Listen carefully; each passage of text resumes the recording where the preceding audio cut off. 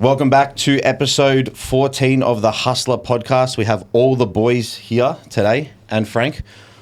First things first, just a reminder, to enter the giveaway, you must share the podcast, any segment on any platform. Send a screenshot to @HustlerMedia, @Hustler_media actually, on Instagram, and you go into the draw to win some cool stuff for free. So we'll discuss the giveaway at the end of the podcast as well. So just a reminder for that one, guys. Today we have Frank, a valued member of HUSLA GYM, sitting down with us. Frankie, can I call you Frankie? You can call me Frankie. Frankie. That's the first right there. Tell us a little bit about yourself. Name's Frank. Mad. We'll start there. A builder by trade, dad, got 3 kids, obviously an amputee. That's And powerlifter, coming up powerlifter? apparently. Mad. Yeah. Mad. Yeah, you've been doing some solid powerlifting training recently that I've seen. Yep. Getting stronger.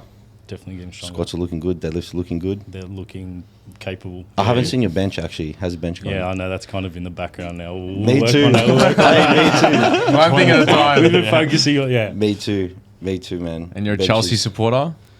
a proud one. Unfortunately. Proud one. It actually, there's a bit of tension here. We're sitting too close to each other. Liverpool, Chelsea, not good. I should have sat in the middle. Nah, but this year, Chelsea didn't do that well, so I don't feel threatened. Are you going to compete? I think so. Really? I think I want to. Yeah. Unreal. Yeah. Any plans when? No. I thought of it a couple of weeks ago and I said, fuck it. Well, am I allowed to do it? You're allowed to do whatever you want on this podcast. I think I want to. Yeah.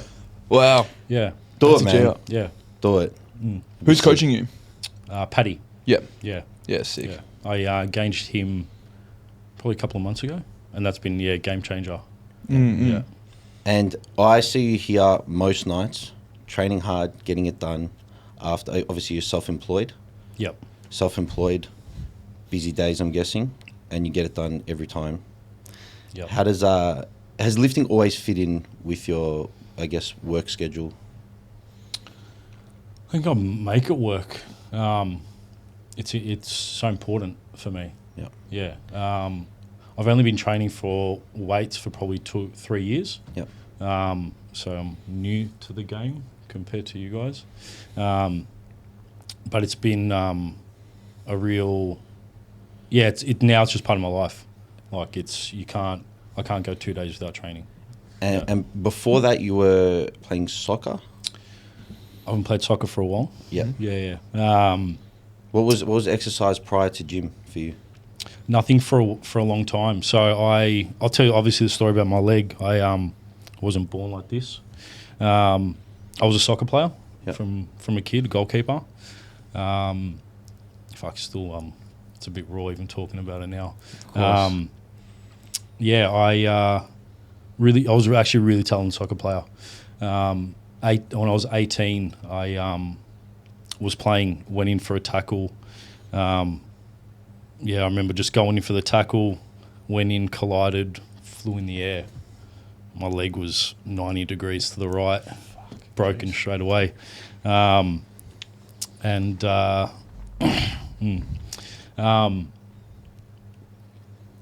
I broke my leg, went to hospital, did all the things.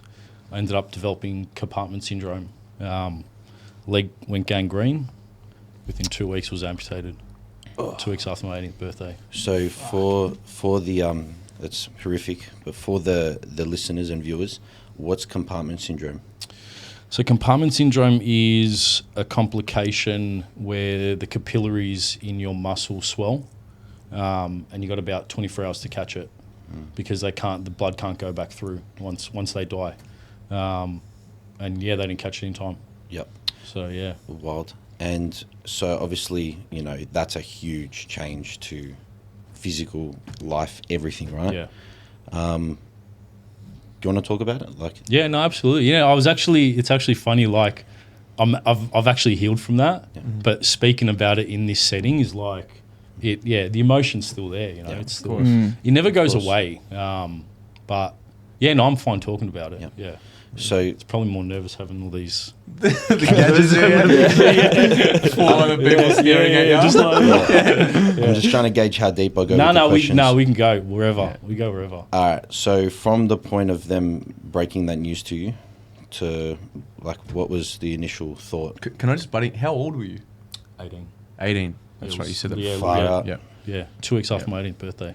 Yeah. Yeah. Wow. So a real like fundamental part of your life. Mm, To of have that course. type of shift and that Yeah. change happen. Yeah. Talk us through the shift, the change.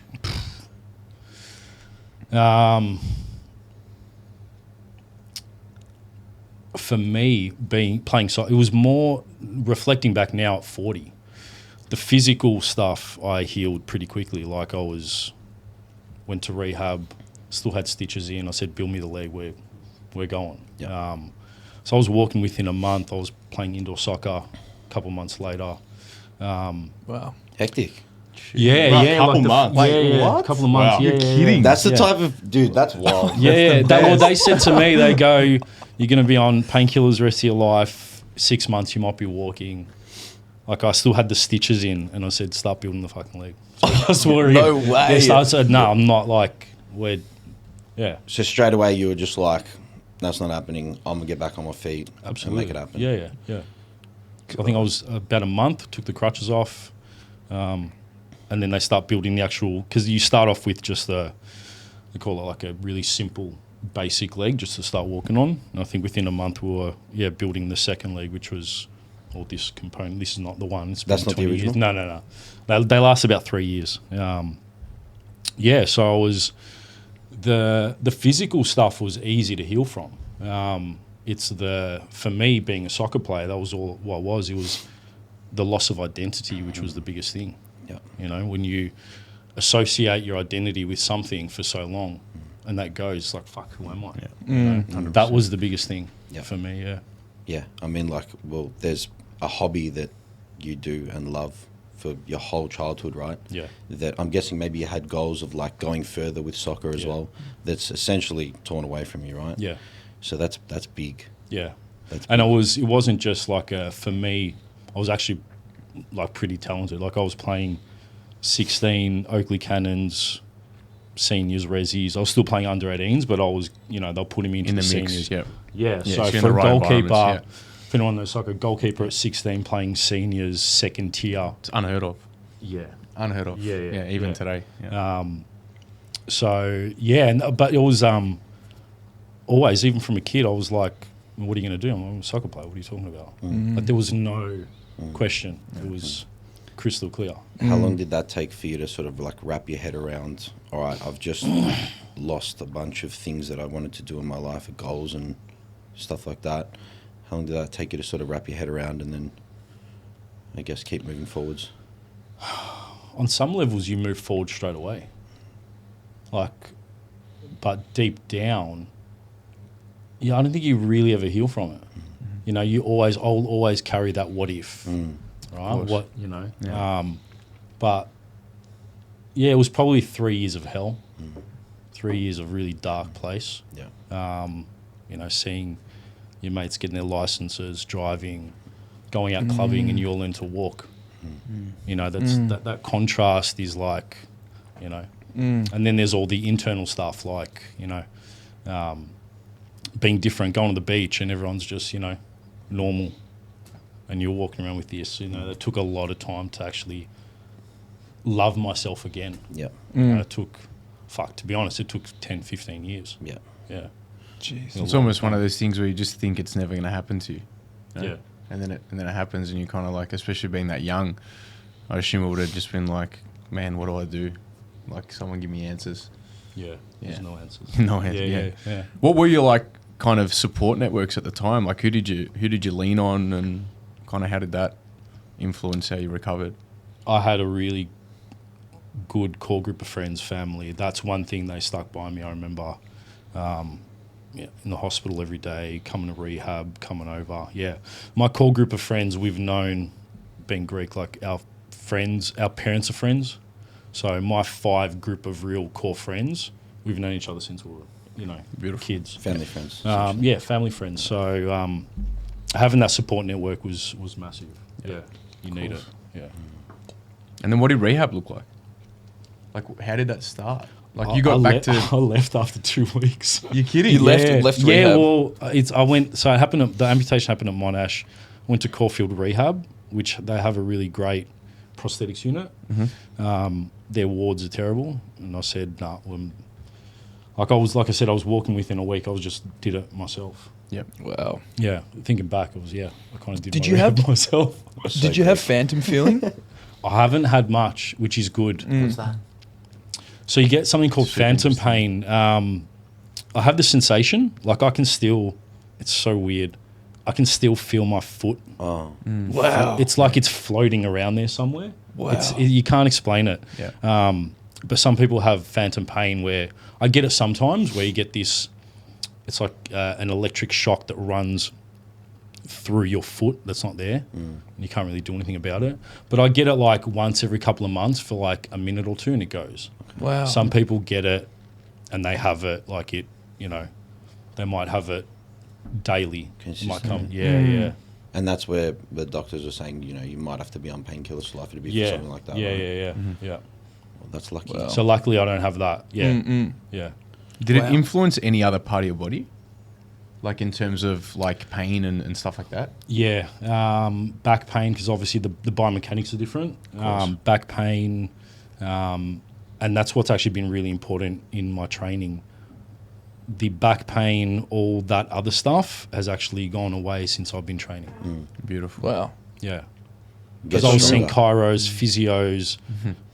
They're great because they can kind of in an acute phase you can kind of treat it and release it, but I actually really, apart from going maybe once every 6 weeks for a bit of a tune-up, I don't really need any of that anymore.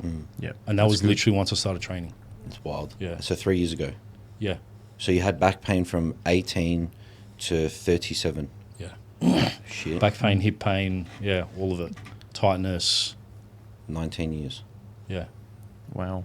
So are you on the tools at work or were you at some stage? Look, a little bit. The first few projects that I built, I actually built it. My dad's a builder, so we actually built it together. But yeah, we did a lot of the work, and now I'm kind of in more management. Yeah. So you mentioned before your friends are getting their license at 18. How long did it take you? Like, obviously you can drive now, so you come. Yeah. I can't even remember. It would have been probably about 6 months down the road. Yep. Yeah, because I had to do different lessons because you got to have a left foot accelerator, so you got to I'm modify guessing, the car. you use and all your that left kind of foot, stuff. Yeah. I don't. I just use my license. Cut that out. Yeah. Technically, I'm supposed to. Yeah. I but- use my hand. No. But no, every time you buy a car and sell it, you got to modify it, remodify it. It's So no hand accelerator and brake. or No, I anything? just use that. I brake with my left and I accelerate with my right. Mad. Yeah. Yeah, that's all right. Yeah. When did you Question- get your license? Probably would have been about 6 months after. Yeah. All right, cool. Yeah. Yeah. It wasn't long after, but yeah, it was that, it was literally at 18 and everyone's going out, it's like at 18, everyone's going out, and they're coming to see you, we went out and it's like, fuck, I'm in a bed. I don't know if this is like a little off topic, but obviously you wear shorts and shit. You don't care. Was Yeah. there a point in your life where you're like, I want to cover it, or? The start was, like I said, those first 3 years, I don't think I wore shorts outside. Yep. Yeah. Being young, man. Being 18 years old would have been ridiculously challenging from that point of view. Yeah. Yeah, there was, a long time that I was embarrassed about it. But you kind of, I think you get to the point where you just accept yourself. And it's actually only recently that you never get to it's never like I was bad and then I was good. It's like you just kind of heal a bit more and feel, and I think that's with everyone, right? Like we all have that, the inner critic, the self-limiting beliefs, all of it. Like, no one's immune to that. Like we all have that. Mine's really clear. Yeah. But everyone has their stuff that they're dealing with, What were your self-limiting beliefs early on? This one's actually, I was damaged goods. I sat with that for a very long time. damaged goods. And that came out doing a lot of other kind of work for me, which is, you know, breath work and, you know, personal development, men's mental health stuff. I'm really passionate about that stuff. That came out for me in a workshop that I actually did last year. And I could never put words to that, what that feeling was. And we actually did a shame exercise, and this is going a bit deeper into some stuff, but we did a shame exercise and we spoke about shame, and that's what came out, damaged goods. Wow. And I released that and healed that in that kind of process. Wow. But it's actually good having a label now that I can go, okay, and then, you know, I have awareness around that and I can kind of get rid of that now. Because I'm not, and now I'm kind of in a place where it's like... You're definitely not. No, it's like now it's like what I had shame around is actually my magic. It's actually what makes me me, you know what I mean? Yeah, like 100%. that's where I'm at now. It's like I actually love that about myself. The adversity created you. Fucking Without no. a doubt. Yeah. Mad. Yeah. I agree. Do you mind me asking, did you hear someone say that? Like the word damaged goods, or did you just listen to No. situation? So can I just jump in? So Mona, you won't have a mic, but Mona's just asked, did Frank hear someone say damaged goods? That's the question. I don't know where it came from. Yeah, okay. In that exercise, those words came out. Wow. Yeah. That was actually a really powerful, and like, you know, we speak about, my going through depression and anxiety around that, but I think we all have that. We all have times in our lives, we all have storms, right? Without a doubt. It's, no one's, again, immune to it. No one. And especially as men, I think we don't really speak about this. Well, actually, I'll change it. We are now actually having these conversations, which are really actually powerful. And I remember going to that workshop, and we did this exercise where we all sat in a horseshoe, and each one of us went in front of 20 men and, shared what we felt shame about. And that was for me. For me, it was like, I feel like I'm damaged goods. And I had to go through that process, and that's having that word now, or those two words. That's gone now. It's like now I'm like, I love it. Like I prefer to walk around in shorts. Yeah. You have Own no it. reason not to. Nah, yeah. Especially with like the amount of progress and the things that you're doing, man. It's, you're lifting more weight than, other people that are just walking around normal, like that have never had an injury like yours. So, Yeah. It's something to be proud of, man. I Yeah. think crazy. as well, like obviously Thanks. you're successful. You have, in terms of like, not even from a business standpoint, like, you're self-employed, you work, all that sort of stuff. But in terms of as a father, you're successful. You have a family. Yeah. So like, I mean, the limiting belief you would have had early on, in terms of where you are now, you've conquered it. Yeah. And you, as a father, I'm not a father, but from what I understand, once you become a father, not yet. Once you become a father, that is essentially what most fathers say is success in life, right? Yeah. Having kids that love you and a family and all that sort of stuff. So, I don't know where I was going with it, but look, I can finish off by saying it's fucking amazing. You've conquered that, and you've moved past it, and it's still something that you face now. But Yeah. I want You an have example success. for your kids as well. What an example. How many kids? You said 3? 3, yeah. Boys, girls? I know there's A boy and 2 girls. yeah, that's what I thought. How old? 11, 9, and 7. Ah, cool. Yeah. I actually saw something awesome on your stories, and I assume you've applied that from some of the things that you've worked on with yourself. You're putting up like positive self-talk notes Yep. for your kids. Yeah. The affirmation stickers. Yes. Yeah. I put all these affirmation stickers in on the front door, the mirror in the bathroom. So like, I'm worthy, I'm beautiful, good things happen to me, all this kind of stuff, right? So that's That's unreal. Mona's yeah. crying. Yeah, well, but this is the thing. It's like the internal dialogue is what directs our life, and I think so many of us have negative internal dialogue, and it's the stories, and they're never really ours. It's always our culture, our parents' society, these stories that we hear that kind of dictate how we see the world or view ourselves. It's like, I actually want to shift that. I don't want my kids to have the same stories in their head, you know, that I had. Yeah. And like, fuck, if you don't love yourself, like you have to live with yourself. If you don't love yourself, you can't, you know, you can't give what you don't have. So if you don't love yourself, you can't love anyone else. And it all comes back to self, right? It's like how I show up for myself is how I show up in my business, for my kids, for my partner, for all of it. You know, it all comes back to self. And So, yeah. the saying that just popping into my head that me and Anthony talk about is hurt people, Yeah. right? And that sort of just relates to Yeah. you saying if you can't love yourself, you can't love anyone else. Yeah. And the people that hurt people are hurting within. Yeah. You end up bleeding on the people that you care about most. Yeah. Especially if you avoid the work.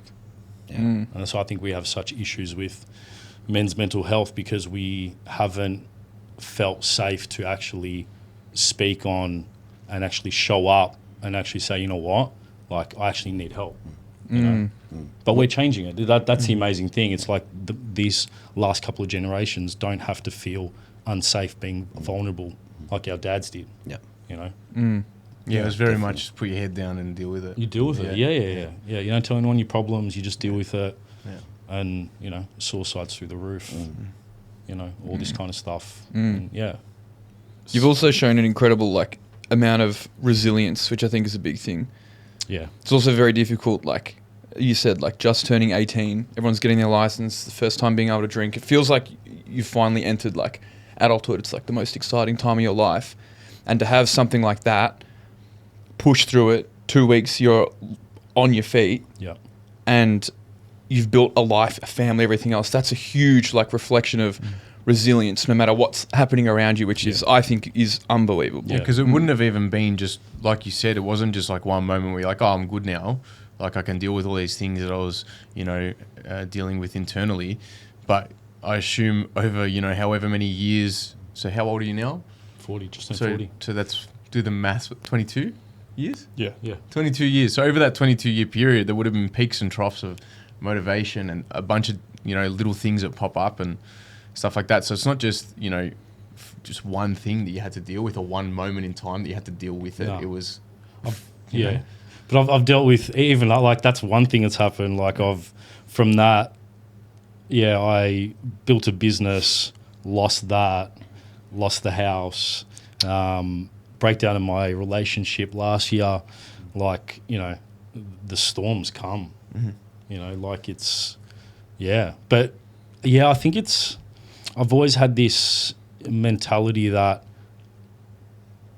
like it's always, not that it's always going to work out, but I remember after we lost it was during COVID, lost the house, had no job, had no money coming in. I remember filling the fridge and having $24 left and looking at my wife and 3 kids running around. None of them had any idea. And I was like, what? You know, we end up getting through it.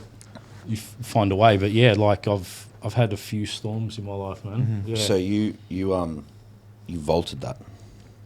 The position that you were in at the time, you didn't tell your wife.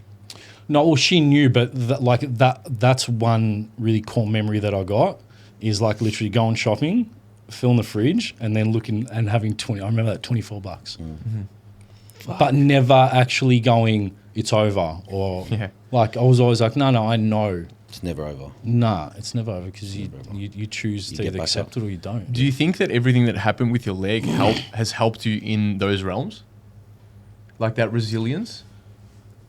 Nah, I think it's actually just who I am as a person. Like I've never been someone who kind of thought I was going to have like an average. Like I've always been ambitious. Yep. Like I've always, even as a kid playing soccer, it was always like, no, I'm going to get to the top. Like that's, you know, and then when that, you know, obviously lost that. And then I went, well, okay, what do I do now? Getting construction. I did property development. Everyone's like, you got no idea about building. I'm like, I'll just figure it out. Like, I'll just do it. Yeah. And I started building houses and subdividing them and, you know, building townhouses, and that went well. But then, you know, a few things happened and, you know, it didn't work out as business does sometimes. But that's just my default is like Get back up up. high. Keep Man. pushing, Yeah. believe you can do anything, Yeah. sort of thing. Were you taught that from a young age? No. Lend to Nah. yourself. Yeah, nah. Yeah. Like coming from a Greek background was always like, just get a job, Yeah. you know, be quiet, Mm-hmm. don't try to get rich. Like that's, you know, money doesn't grow on trees, right? Like Yeah, of how many course. times have we heard that? You've had it in you, I reckon. 100%. Because from day one, when you lost your leg, if you didn't have that resilience in you and that fight in you, you wouldn't be pushing Yeah. to get back on your feet. Well, I remember seeing guys in rehab that were just lying in the bed and they were like, and I was like, come on, let's Yeah. start walking. Were your parents born here? No, they were born there. Born in Greece. I was Did- born here. And they came over? They came You were over, born yeah, here? yeah. Did they come over with like nothing? I actually don't know. Like, I don't think nothing, but they didn't have much. Did they meet here? They met here, yeah. They met here. Yeah. So they came over on their own, I'm guessing. Your young papu, Came over, grandparents over there or here? No, they're here. They all And came. they came at the same Yeah, yeah, time? Yeah. I think, look, you definitely would have, they would have worked hard for sure. They worked hard. And, Yeah. and whether it's something that you're taught or not, you would have seen that as well. Yeah, work ethic. Definitely. Yeah. Yeah. And I think that, I mean, well, obviously the first things that we're taught are in the house. Yeah. So we're taught whether we like it or not, or whether we take note of it or not. We're taught how our parents respond to things. We're taught how how hard they work by just seeing. We're Yeah. taught all of that. That's what in my opinion, that's what shapes us as young kids. And so, I would say without a doubt, your parents would have instilled some sort of Yeah. hard-working ethic into you as, Greeks who came over and essentially started their life in a new country, right? Yeah. Did they speak the language before they came? No. Yeah. They would have been bullied and everything. Yeah. Just like, I yeah. remember my mum telling me a story where she came over, I think she was in grade 1 or grade 2, and the school thought there was something wrong with her. She just couldn't speak English. Really? Jeez. Yeah. Far out. So they came over with they just came in with no English at all. I think my dad came over in his teens. So I think he had better understanding of English, but my mum came really young. Yeah. Wow. And I remember her telling me that story. I'm like, fuck, that's Yeah, far out. That's Especially like- as a kid that's, how old is that? 8, 9? Yeah. Like, it's ridiculous to have to deal with that. yeah. You know, adults telling you that they think there's something wrong with you. And you're Like, just sitting there in the corner, Yeah. don't even understand. Yeah. There's also less access to like language education as well then too. Life Or was more different. difficult to access. Life Yeah. was different back then. Mm. Now there's resources, someone comes over from overseas, there's resources to like learn English and all that sort of stuff. Whereas back then, I'm assuming it wouldn't have been No, they're just as enrolled in school. accessible. I mean, even still, if you've got a young family, like you're working your ass off to afford to come here, you're probably not going to have that much time to put into, teaching your kids English. True, Like, even mum actually, when she went to primary school, didn't speak a word of English. Wow. Really? Because her parents didn't, and Yeah. it was much the same for her. Like, she just, copped it from the teachers and Wow. all the other kids. Were they here in Melbourne? Yeah. Yeah, cool. Wow. So in terms of, I guess, like, in terms of support, like, when you're an amputee, like, do you get, like, subsidies for, like how does that work? Like, prosthetics or? Yeah, so now it runs under the NDIS. Okay, Yeah, yeah. so I've been lucky that I've had, because there's some horror stories Yeah. of people not getting the support they need. But I can justify it. I've got 3 legs. This is my daily. I've got a running blade, and then I've got the wet leg, we call it, so it's for the beach and stuff. So, but it's expensive. This is about 25 grand. Jesus. Yeah. Carbon fiber. Yeah, it's all carbon fiber. I mean, it looks mad. Yeah. It looks That's sick. 25. The blade's like 22. The Far water out. leg's like 15. They need to We need to start replace- a business in that, man. Yeah. It's actually ridiculous. Like if I show you, it's like funny. So the way it works, that's a socket, right? That's all custom made and molded, and you have these liners that you just roll on. There's a pin locks in there. This liner is a bit of silicone and fabric. Yep. How much do you think that cost me? Oh, I don't even want to know. After you're saying Oh, it's gotta be 25 grand. crazy, So yeah. $1,000. That's $1,600. Jesus. Yeah. Oh my. Yeah. There's a So business wait, idea, how man. do the subsidies work? So with NDIS, you essentially have a 1 or 3 year plan. So you get all your OT, your prosthetist. They do reports. What do you need? So for me, it's like, okay, I need I need to be able to walk around a building site. I need to be able to play with the kids. I need to exercise. I need to go to the beach, right? So I can justify 3 different legs. So you write the report, you apply for it, and then they approve it. And then you get the funding, and then that's just funding for the next 2 or 3 years, or whatever it is. Do they cover the full cost? Luckily, they have for mine. Good. Australia, a good country, man. It is 100%. Like Good there's, country. you know, if you go look at, you know, places around the world, it's like they lose a leg, that's it. They have crutches. Like there's no, you know. Yeah. Jeez. And at the time, like, because that would have happened under the FFV, did they have any involvement in anything like hospital fees, all that kind of stuff? Not really. They did some fundraisers, like the soccer club did some fundraisers. But because even then it was just under Medicare. Okay. So I've never had, luckily enough, I've never had an issue where I haven't been able to get the componentry that I need. Okay. Which is really good. Of course. Yeah. Yeah, because I know now, like, I mean, like, I did my knee, and like, the support's really not that good. Like, they don't pay for surgeries. They pay like the maximum they pay you is like what they call income support, which is $250 a week max. And then they pay for like they have like a limit on like physiotherapy and stuff like that It's that for they'll the pay. FFA. Yeah. Oh, because it happened while you're playing. So and that's literally it. I mean, if you think about it, you know, if you're completely out of work, $250 a week for, you know, That's an food, average man. person that's it. Yeah. And like, you know, you're still having to pay for medical fees. You have, like, got to pay for your surgery if you go private. You know, yeah, it's pretty tough. Especially with the fees that you pay. Yeah. Oh man. Yeah. Oh yeah. Yeah. Yeah. I wanted to just say as well, I was wanted to say before, but your kids are lucky to have you as a dad, man. 100%. lucky. Yeah. I'm sure they've learnt a lot from you. Yeah, I think they have. I'm blessed to have them, man. Like that's your kids. You're such a dad. No, you can, but you can't. You can't. Yeah, the kids are like, they're actually your biggest teachers. Everyone's a mirror, right? But the kids will mirror back to you everything that you need to know about yourself, and it shines a light on every part of you, good or bad. So you either sharp or you don't. Question. That's amazing, by the way. Question. So, obviously, like I was playing soccer. This happened to me. Have you ever felt scared for them to play sports? No. Is the boy going to be a soccer player or what? No, he's actually not. He's more. He's gonna go to Liverpool. Sign him up.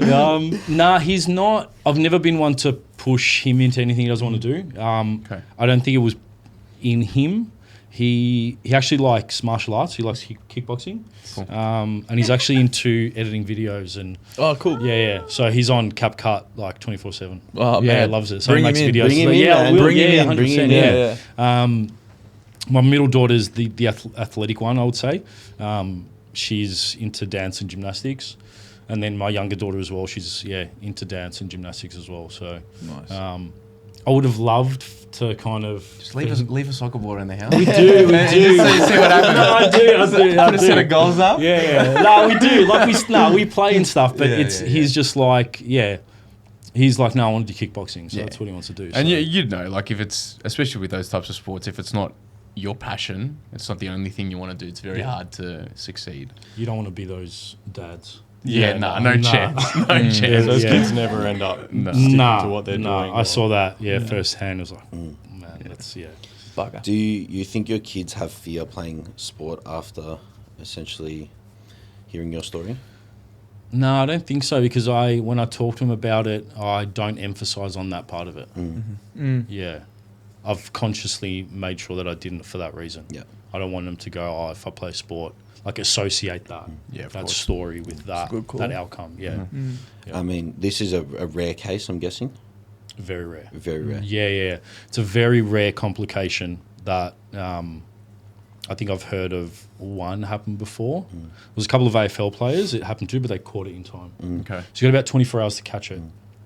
Anyone around you in your life that ever breaks their leg or any bone, they're getting it caught. You won't sleep a second until you're like, listen, you need to keep on top of them every few hours. Make sure I don't have compartment syndrome. Yeah. Were you still in the hospital when it Should I say? Yeah, the question so into the mic? No, so I went in, like yeah. I broke it. Yeah. Can I just add the question in? So Yeah. Mona's asked if Frank was in the hospital still, like overnight staying and stuff like that, when he found out that he had compartment syndrome. No, so what happened was I broke it on a Sunday. I went in, they put plaster on it. Woke up the next day in more pain than I was in than when I broke it. Fuck. So I went back to the hospital. They checked it. They gave me painkillers. It went away. So I had an outpatient appointment a week later.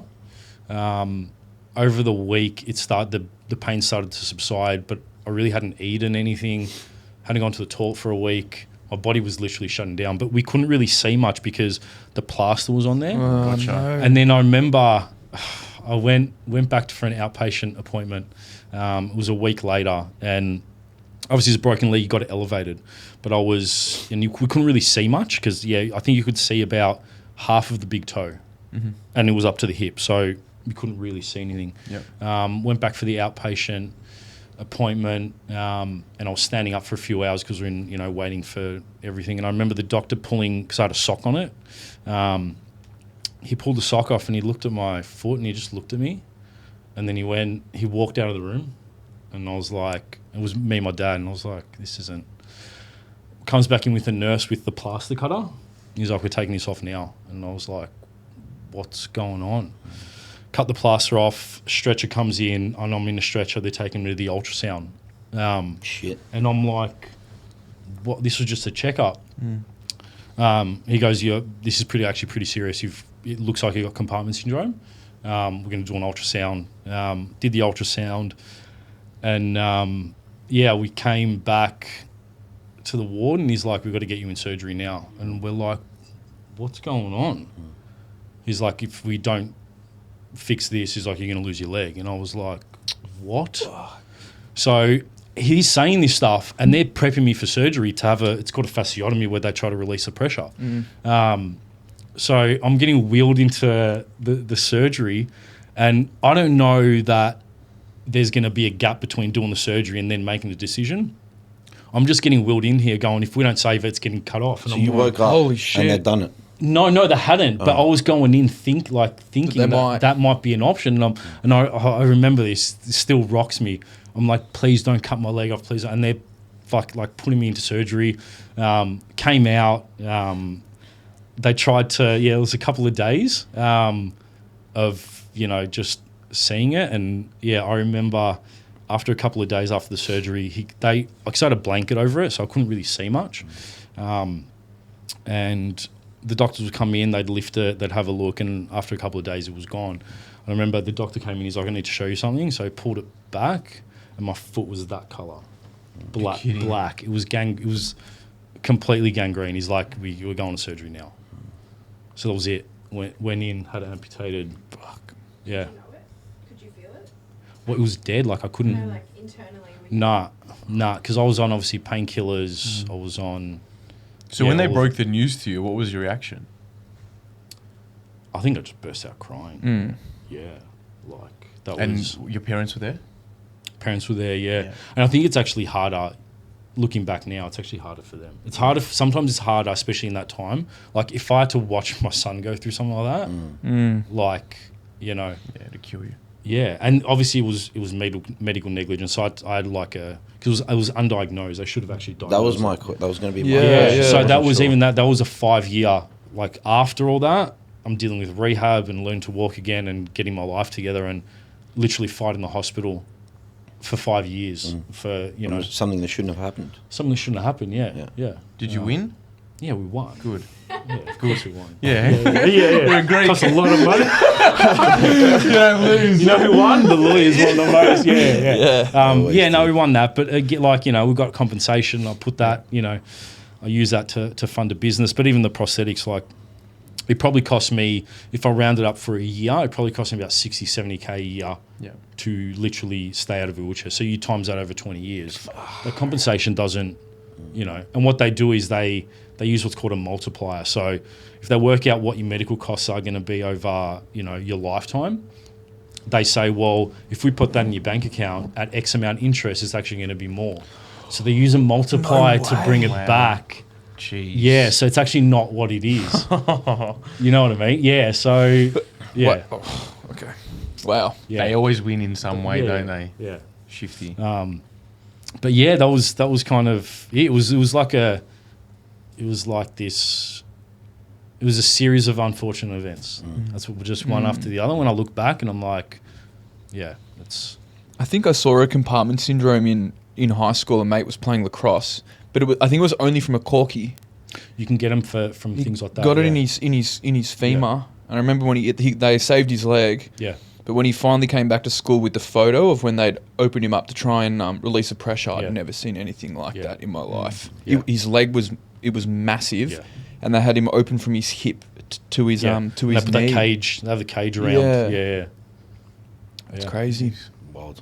So I've got a question, story. and I know obviously your answer would be very different to somebody else's answer, and people who've had an amputation, like everyone would be like in a different sort of like spot with their Yeah. recovery from it. But is there anything in general that you would like to sort of like change perception of within people, like that you interact with, or how they discuss it or ignore it, or whatever it is? Yeah, that's I think for anyone with a disability, like anyone in a wheelchair, amputee, whatever it is, I think and it's a difficult subject because if you see someone, you don't want to look, but that's actually really obvious for the person with a disability because you can see the side eyes.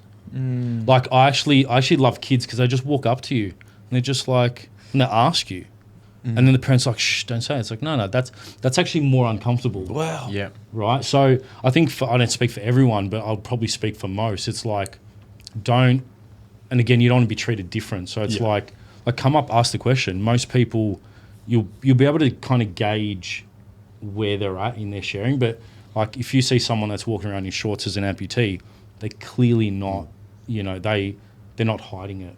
And it's actually more uncomfortable when people kind of look to the side.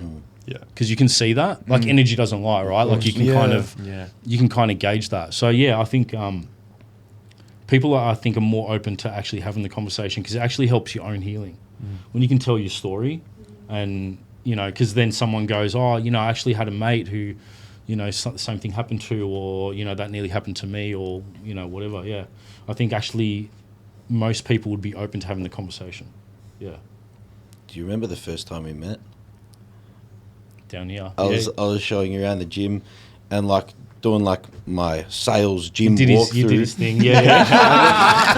and then Captain he's like, Machine, "Oh, got the best machines." yeah, I was like, check out these Nautilus pieces, like killer. Anyway, and then we sat down. You're like, I'm going to sign up, and then I looked down and I didn't even recognize. I'm like, man, I didn't even recognize that you have one leg. I'm like, you're walking like a champion, whatever.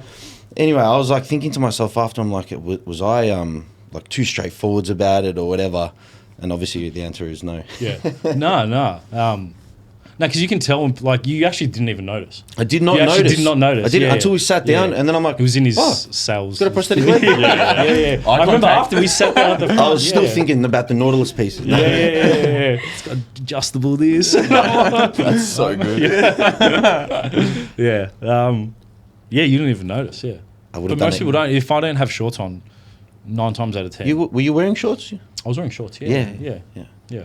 I would have done an even better walkthrough if I knew. Yeah. I would have been able to ask, what can you do, what can't you do, and then I would have been like trying to, anyway. You'd be like, I can do everything. do I'm everything, like, oh, man. Yeah, okay yeah. then, here's the Nautilus pieces. Yeah. What are like the kind of challenges you face at the moment with training and stuff? Because obviously you're wanting to push, and like obviously competing is somewhere in the back of your mind as well. Like, what is there anything that you need to kind of work through at the moment, like with your lifts or anything like that? I think it's all an unknown. Like, I think things like running and stuff like that, it's well documented. There's a lot of Paralympians, the technology's made for that, but do I know if this leg number one I can't put, because it's loaded with like there's a weight loading on it. Yep. So What is number the one weight is- loading, first of all? well, this one here is supposed to be 90 kilos. You were squatting 120 for like reps the other day. Yeah. No, 120 single. Yeah. But is that like? But that's- it's 90 for that. It's well, yeah, because you divide it, right? Exactly, because it yeah. takes 90 kilos. So Oh. yeah. But yeah, like number one, it's the actual leg. So I need to go heavy, like something that has a higher load capacity. Yep. But I think it's all the little. We need to adjust little things in form because we want to have good form, and we've worked with Paddy a lot on that. Like having the right form, but also being able to have the flexibility to go, okay, we need to make these slight adjustments. It's not going to be perfect, but if that's the goal, then we just kind of work through it, and we just kind of work as we go. Cool. Like as we load more, you learn more. Like I put 120 on my back, and I was like, okay, this is heavy. That's Yeah, unreal though. Yeah, You lift good, man. That's really Yeah, cool. yeah. Yeah. Yeah. Do you find it's challenging to maintain even pressure? Yep. Yeah. Pressure balance, keeping the hips balanced because like this ankle has mobility, right? So as I go down, it flexes forward. Yep. This one doesn't really because the ankle is fixed. Gotcha. So I kind of got to go on this leg. I actually need to go on, if I'm doing a squat, I actually need to go on my toe and then back on my heel. I actually can't have a full flat foot. Gotcha. So there's that kind of Do you wear heels? high heels, yeah. Like for squats? No, I just wear normal runners. But yeah, it's more the because I need to kind of tip onto the toe and then come back on the heel. Gotcha. Yeah, because you don't actually have the motion in the Doesn't ankle. move, no. Yeah, to allow So it the to Fixed. There's no flex in the ankle. at No, all. there's a heel that because there's a heel. I can take it off and show you, but there's a heel that flexes and a toe that flexes, but the ankle part is actually fixed. Right. So there's no ankle So mobility. you can't like. I see. interesting. Same with the deadlift, right? Like I need to, I can't actually, there's no ankle mobility. So again, I need to go slightly on the toe and then back on the heel. And this leg's planted flat. So it's those little kind of details that we just need to work through. Yeah. Yeah. Was that just something you had to learn? I just always have to learn it. Yeah. That's just kind of, how it is. Yeah. It's just like everything that I do, I need to kind of adjust it. But also have like, I said to Paddy at the start, I said, don't treat me like treat me like everyone else. Like there's no kind of like, oh, we're going to take shortcuts or we're not going to push because of your leg. It's like you treat me like everyone else and we'll make adjustments. Yeah. We'll make it work. But like I actually have I remember watching back the squat. I'm like, didn't go deep enough. And he's like, come on, man. Like I'm like, no, we're going to like need to work on depth now. Like, and I just have that standard for myself. Like, Yeah. I don't know. It's just how I am. That's really cool. Yeah. I'm gonna get that squat video and I'll put it up Yeah. when you talk about it. Yeah. That's cool. That's really cool. But it's also so beneficial for other people that might be going through similar things, man, because, like you mentioned before, that internal dialogue, the self-limiting beliefs, some people wouldn't even think that what you're doing right now is even possible. Yeah. So them just, seeing that, like I hope there's people out there that are actually getting to see this and hear this that are going through similar things because it's a light at the end of the tunnel, I assume, for a lot of those people. Yeah. They might be feeling quite isolated and restricted in their own abilities. Yeah. Well, that's something now that I've actually done. I finished the training last week to be a peer support volunteer for good on you, amputees. man. Beautiful, man. So I'm going to start going Unreal. into hospitals, rehabs, and start kind of, because I remember when I was in hospital, he was actually one of the Paralympians. He came in, and I think that was really a key part of actually not falling into the trap where I can't, succeed or can't do anything. Like he walked in there, and I was like, okay, that's going to be who I'm going to be. Yeah, wow. It wasn't the guy that's in a wheelchair. So now that I'm going to step into that, it's going to be really cool to actually You would help other amputees that are like starting their journey because they're like, what is life? Like, Paying what's it my life forward. gonna be? Yeah, absolutely. Yeah. You would be that person to other listeners and viewers and people in your life as well. Yeah. To them. Yeah. It's It's sick, man. An inspiration. It's mad. Literally It's inspirational. Literally being the person that you needed when you were younger. Like that is so Yeah. beautiful. Thank you. That I hope we can literally live makes me emotional. Yeah. Yeah, because there's going to be a lot of people. It's always going to happen. There's going to be a lot of people in that situation that are going to be really lost. And the way you described, you know, he came in and that was a moment of switch Yeah. for them as well, from fear to someone they can look up to and someone that they're inspired by. Yeah. It's really cool to see that you're able to, going to be able to do that Yeah. for people. So Yeah. that's mad. Yeah. That's fucking mad. So do you have any rough idea of when you would maybe compete? Because I want to I be don't there. know. This is, I want to be there. I want to rumble. Jace will tell you I'll rumble on the sidelines.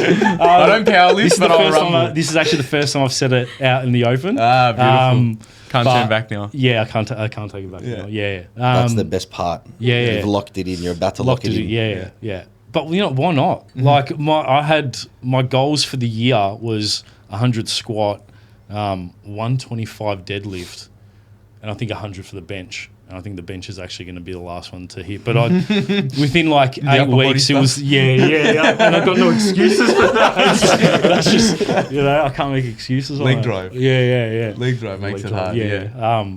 But yeah, we just did 120 yesterday on the squat. Deadlift, we're working up. I've hit the 125, so I already hit the goals. So it's like we just shifted them. So now it's like our squat goal is 200.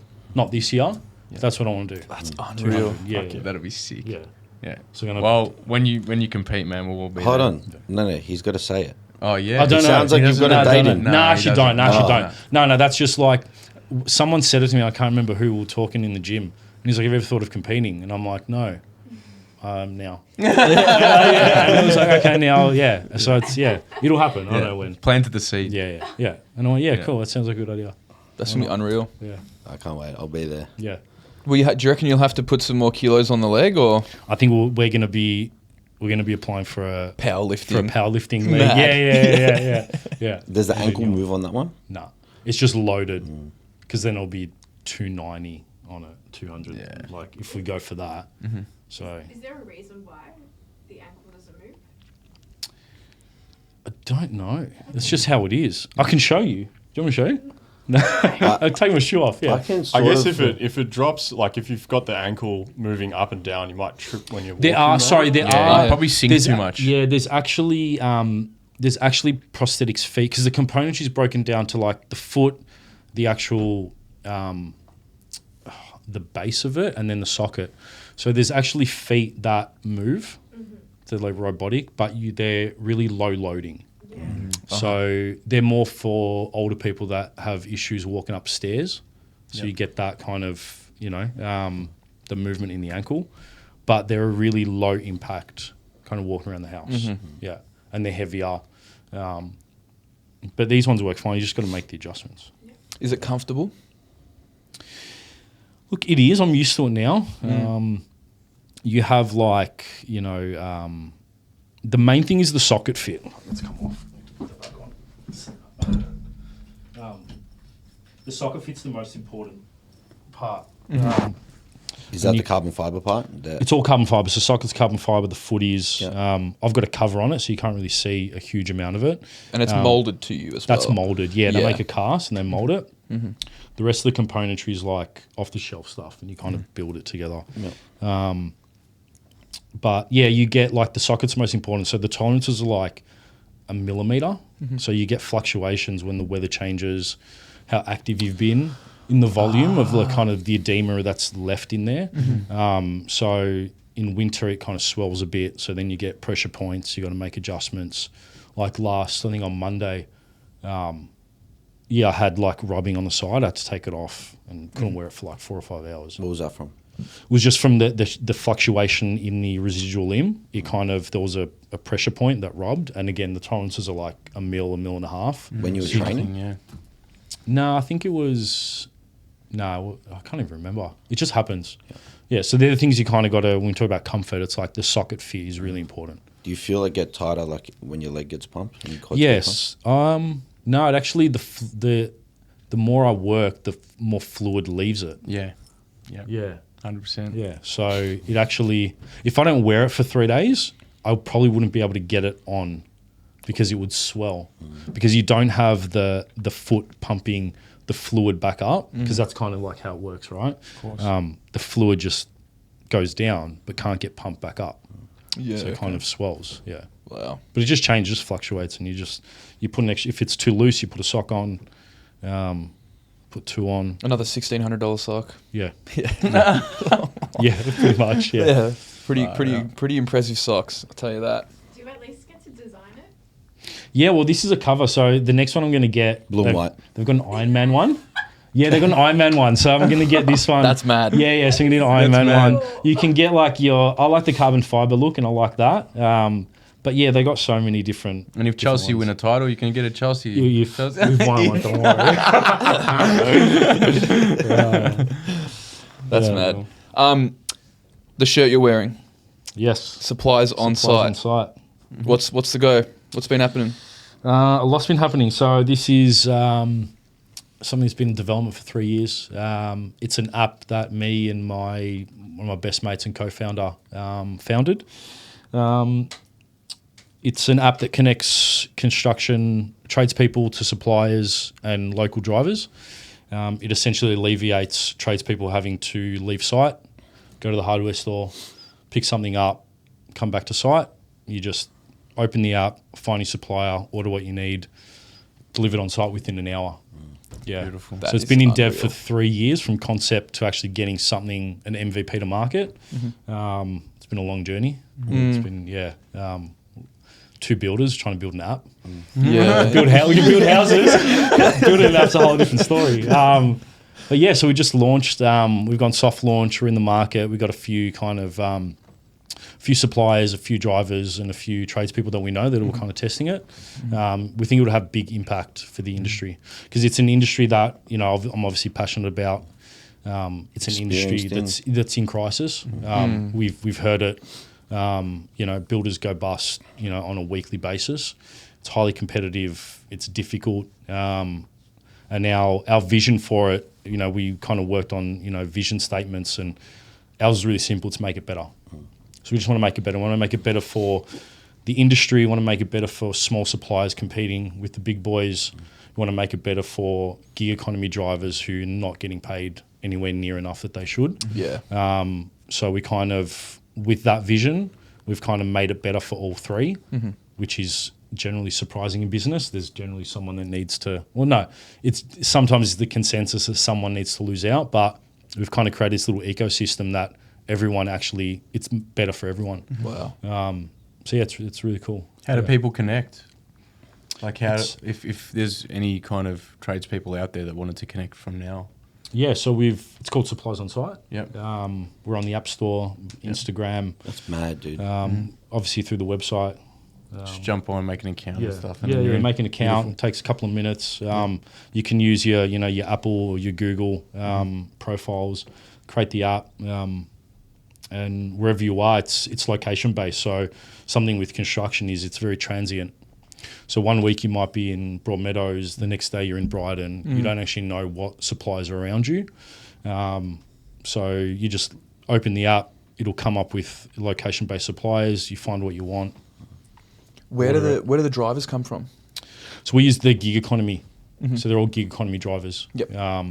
Most of the stuff that is missed that you need on demand are all the little things. It's a box of screws, some hoop iron, a bit of conduit, the stuff that goes in the back of the boot. And we lose, hours and hours a week of like high value assets doing these low value tasks. So you can keep the boys on site, production keeps going, the order gets packed, driver picks it up, drops it off to site. That's mad. That's There's really, no drop really cool. in productivity. Really cool. Yeah. So my family has an irrigation business. After this, I'm going to be calling them and telling them to get on there as a supplier, but also possibly to order stuff that's needed too. Yeah. Is that just they download the app the same way and they just apply as a supplier? Yeah. So with suppliers, we build it all out for you. So with the driver or the tradesperson, they just download the app and it's a separate app. The suppliers, we do all the back end work. There's a lot of work that needs to be done with your inventory management, setting up the store. But we do that. We supply the iPad. We do all the onboarding. But if they just jump on the website, it's just want to become a supplier, hit the button, put your email in, we get it, and then we just set you up. So the idea came up, it was my mate's idea. He'd been working on it for a few years, trying to build a pitch deck to get his first seed funding. And he was at a point where he's like, I don't know where to go with this. He goes, if you can, this was 3 or 4 years ago. He goes, you come on board and we'll go partners and let's build this thing out. So we started working. He runs a concrete company. I was a project manager at a building company then. We worked on it weekends, nights, built our first pitch deck, got our seed funding, got a prototype, used that to get our second round of funding, built our MVP, got it to market. And it came from a problem because he had about 15 guys and I was the same thing. Like I had guys on site and they'd always call me, we need this, we need that. And I'd drop what I was doing to go to site. I was like, but there's such a big problem here and there's such a simple solution. Your hours are worth more dollars than driving to the store. Absolutely. Yeah. Wow. That's such a good idea. Yeah. It was a great Yeah. idea. Killer idea. I feel it on a very small level here when I'm doing stuff to machines. Like, I need to go get a drill bit or I need to go get bloody tape or something silly like that. Yeah. And I would easily be like, yeah, 30 I'll pay $30 for that, $40 for 30 that, bucks get it and dropped you'll off. have it in Fine. 45 minutes. Do you guys Done. have plans for integration for like trade accounts and stuff? For it's done. Yeah. We won't talk too much. It's a trade secrets. But no, we've got a lot of in tech integration is the key now. Yeah. You got to be integrated with everything. So we're not going to say too much. Yeah. But No, you don't have to. Yeah. You don't have to. Yeah. You keep Okay, your, and your And can Change just it. a regular, like anyone can jump Anyone on? Like can even use if you're not actually a tradesperson, like you just need something, for example, your Jay. 100%. You Yeah. can just jump on it. Yeah. Beautiful. So like, So mad. someone, a dad, right, on a weekend, cutting the lawn and the whippersnipper cable, I run out of it. I've got to get 3 kids in the car, lug them out there. Yeah. I've got to buy sausage, get sauce everywhere. It's like process. Or I'm just sitting there, I have a coffee or order and it's there. Yeah. So anyone can use it. That's so good. Yeah. You are solving a huge Massive, problem. yeah. Massive problem for one, thousands of businesses and people, but two, from the building standpoint, in a market that there's always going to be demand for. Yep. It's awesome. Wow. Yeah. And is it on the store? It's on the store. Yeah. It's ready to go. Anyone can download it, use it. Yeah. It's all It's on. everything's Yeah, up and it's running, on. Yeah, everything's yeah, going. yeah. How long's it been? I think we've been, the last few months, we've been in the store. We've been testing in the background that no one really knew about. It was officially on the store because it has to be. Yeah. But yeah, it's open to anyone. You just download the app. That's unreal. Yeah. That's Sick, awesome, yeah. man. Enjoying it? Loving it. Yeah. Yeah. It's a big learning curve. Yeah. Yeah. In the tech space. It's great because the scalability is huge. Crazy. You But it's a can- different ball game to it's what a you completely different ball game. experienced in. Yeah, like we had to go and find app developers, and we're 2 builders. How do you build it? How do you figure it all? Like, you know where to go. But we had some really good strategies. We got a really good team. So what our strategy was like, we can bring it to a level. We brought in people that, like we brought in a tech guy, CFO, marketing. We brought in a CEO. We're kind of like, if we bring in people that are better than us and just get out of their way, that's how we scale this business. Yeah. Yeah. And I think that's the case with anyone starting business, right? You're a builder starting in tech, like someone that's employed somewhere and wants to start a business. Like, you don't really know what the fuck you're doing. You got to go find all this shit out and start, and then just roll with the punches, and then keep stumbling forwards, I guess. No one knows what they're doing. No one knows what they're doing. No one knows what they're doing. We're all just kind of, navigating all of it. Yeah. And a lot of people don't start because they are like, what the hell do I do? I need to do this. I'm not qualified for this. I don't know how to And start. too scared I to don't know lean what on do. other people as well. Yeah. Too scared to not want to do it on their own. Yeah. Like you can't do it all, or you can't be good at doing everything. So Yeah, I like that you've delegated straight away and you've gotten a CEO in and all that sort of Yeah. stuff. That's killer. Yeah. That's killer. Yeah, I think mad. people don't start things not because they don't want to, because they don't believe that they can. Yeah. And it's easy, like, we talk about training, right? It's like, if you're always staying in your comfort zone, you're never really going to get anywhere. You have to, for me, failure is the achievement. Like, if you're not failing, you're actually not trying hard enough. You're not going to the edge. Like, if you want to lift 350, you got to fail at 200, right? It's kind of part of it. I can relate to that as well. With our online store, there's been times where there's been one time where I purchased a bunch of stuff. It was a 20 grand purchase and it didn't work out. Yeah. So money down the drain. But you know, along the way of, you know, succeeding in all these other areas, there's failures along the way too. And if you don't try, like, and you don't fail a few times and get back up and keep going, then I don't believe I would be doing what I'm doing now if I hadn't failed along the way. So I can totally relate. Yeah. It's wild. Yeah. In terms of like, I was going to say something before, but we were talking about people don't start because they don't really know what to do. They don't believe that they can do it. I think like it's an important thing, and you'll probably agree with this, that like people, how do you like, I don't know, we've all got our fortes. Like if I was to talk to you about building, right, you'd be like, yeah, Matt, this is what you do, this is how you do it. You'd know exactly how to do it, right? Because you've researched it, you've got experience in it, and you've done it. So the people out there that are looking to start a business and they don't feel like they can do it, the number one thing, in my opinion, I think you guys will all agree, is start learning. Start researching, start doing the groundwork and all that sort of stuff, which is obviously what you've done. Yeah. It's crazy. Yeah. It's crazy. You just gotta start. That's mad, dude. Yeah. You try things. I think it's awesome. Yeah. You just gotta try things. Good on you, man. Sounds like you've committed and spent the time as well. Yeah. If you've spent what was it 3 to 5 years or something? Three, at least 3 years, maybe 3.5. Can't even remember now. Of working on it with no, and that's again, this is where like everything, like this is why for me training is really important, because it actually teaches you how to actually show up consistently over a long period of time with no actual result, only a future result. And we worked on it for 3 years, not getting paid, working, you know, weekends and, you know, at nights trying to get it. Now we're at a point where it's like, okay, we take a small salary from it. But yeah, you got to put in the work. You grind to that grind, point. That's absolutely, business. yeah. That's Absolutely, business. Businesses don't make money until you keep push, and you build it up into something. Like that's what you got to do. Yeah. It's shifted over time as well. I'm guessing throughout those 3 to 5 years, what you were initially probably thought you were creating, as you've learned over time, I'm sure things have changed. Yeah. The fundamental part of it hasn't, but how we get there and how we thought we were going to get there, it changes. Yeah. Yeah. That's really cool. Yeah. You just go with the flow. That's wicked. I like it. Supplies on site. It's literally an SOS. And that's SOS. exactly what it is. I knew that. Your creative mind coming out. The only one who picks up on it. It is though. Like when I was doing irrigation on the tools, we spoke about this like just before we jumped on the podcast. The amount of times you'd rock up, particularly if you're doing service-based work, which isn't like necessarily quoted, you rock up with what you think is enough to get a repair done. And the client is never specific because they don't fully understand, which is fair enough. And you get there and you're like, shit. One little thing that can get you out of there in 5 minutes, you don't have it.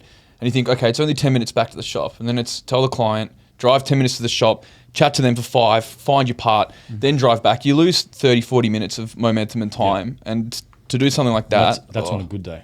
It is. It honestly is. Traffic. And it's frustrating. Traffic, you got to drive far from the shop, all that stuff. It's a head doer. It's frustrating. Like after doing stuff like that, like I've got all this energy to do this task and I'm motivated and I'm excited, and then you got to go do that, and it dampens the whole day. I'm like, I had to go to bloody Bunnings, and then I went there and I was stuck there for 20 minutes. Like it ruins the whole day. Maybe Like that's when a you me sent me to problem, Bunnings for the fake part.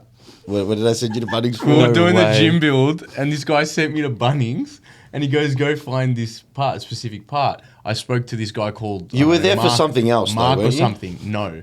What? No way I did that to And then you. I went and I go, "Hey, is Mark here?" They're like, "No, he hasn't worked since last week." And I'm like, "Oh well." Like Jay said, and he made the name up. Like it didn't. It just happened to be that there was a Mark. No whatever. way I did this. And I was in the aisles. I looked through every little thing for ages. I'm calling him. Are you sure? like, Are you you need to sure? get onto and then Mark. I He spoke to like knows. 2-3 different workers. They were trying to help. They're like, "Nah, I can't see this part." And then he goes, after maybe the 4th or 5th call, he goes, "Nah, I was just taking the piss." I'm like, Wait. I'm gonna kill you because the part doesn't even exist. That's mad. I love that I did that, but I would not have done that. Surely I not was have on done the that way to if the you gym, were- and you said, "Can you stop by Bunnings?" and There's get no this?" way I made you go, stopped. and there was Yep. nothing else at Bunnings that Nothing. you needed. I'm a dog. I spent like amazing. 40 I'm a minutes. dog. I was getting Piss angry now, at the hurry up and workers get because they here. weren't helping. They were like, "Oh, it'll be somewhere in that aisle." I was so convinced. Yeah, and I'm like, man, like the least handyman you've ever seen trying to find this part that doesn't exist. It would have been so Oh, convincing as well. Oh, man. Box of Jeez. sparks. I just remembered that. Yeah, washer fluid. Wash I would have called these guys and said, find me this part. And it doesn't exist. You just download the app. Exactly right. Even better. So we're like getting on to the hour. Does anyone have any other sort of questions or anything like that? I guess just if there's anyone or any networks that you want to like shout out or give a mention to that have helped you throughout everything that you've been through. Look, I think there's one in particular that that has helped me recently. Amend Movement. They're a What's it called? Amend Movement. Amend Movement. Founded by a guy named Wah. Does a lot of workshops, breath work, online brotherhood. He's very big in the men's mental health space. If any men are struggling, look them up. Yep. They're an incredible community. Yep. And it's not specific to anything, just if you're struggling. It's. I think for me it was I did a lot of breath work with them, men's workshops, online heal programs. Looking at the self-critic, the trauma and all that stuff that you kind of hold on to, and then the patterns. For me, it's like you look at the patterns that don't serve you anymore, and you got to bring awareness to where those patterns come from.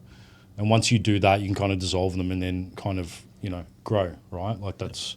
Yeah, and if there's going to be a shout out, it's going to be them. Yeah, awesome. Yeah. And then if people want to find you on social media and follow your story, which I recommend everyone does, your Instagram handle? Frank Pitro. I think there might be an underscore. Is there a dot? Or I don't know, man. I don't pay enough attention. Cam's going to sort it. I'll shout you out on the screen. He's I'll on cover the Hustler stories as well. Every now and then HUSLA GYM stories. How long too. have you been a Hustler member? There's an underscore. Not long enough. It was, I think it was around Christmas. It was just before Christmas last year. Oh, not this year. Last year, yeah? Yeah. Like not We the haven't most had recent this Christmas, the one before. No, the Nah, last the recent recent one. one, Really? 24. Yeah. It's Yeah, felt like 24. I've Yeah. seen you around for longer than that. It's because you're always There's here. an underscore. Yeah.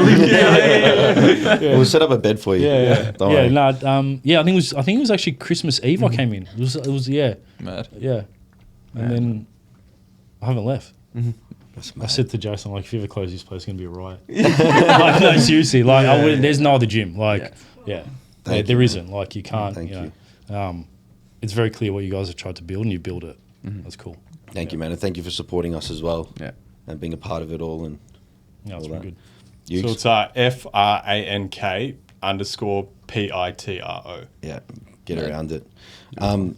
To wrap up the podcast, we do a giveaway most podcasts.